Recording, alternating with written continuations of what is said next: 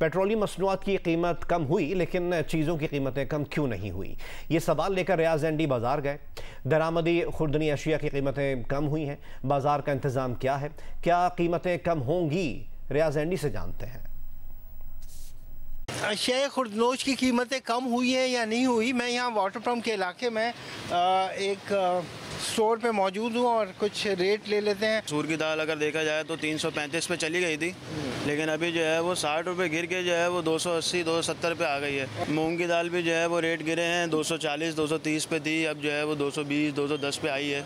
इसी तरह माश की दाल भी जो है वो रेट गिरे हैं। माश की दाल भी 510 520 पे चली गई थी, लेकिन अब जो है वो 480 और 460 रुपये पे तक आ चुका है। तकरीबन आधे से ज़्यादा रेट गिर चुके हैं। पहले ये 7000 का था चल रहा था, लेकिन अभी 6400 पे चल रहा है। ये पेट्रोल की कीमतें भी कम हुई है, इसका भी इम्पैक्ट आएगा? पेट्रोल की बिल्कुल इम्पैक्ट पड़ेगा, क्योंकि हर चीज़ पेट्रोल से चल रही है। आपको पता है गाड़ी भी पेट्रोल से चल रही है, गाड़ी चल के आती है उसका फ्यूल लगता है।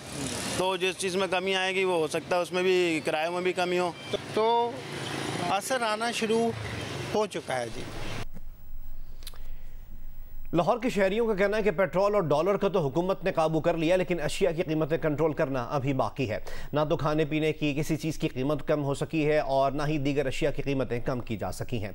मज़ीद हमें रिपोर्ट करेंगे नुमाइंदा जियो न्यूज़ जवाद मलिक।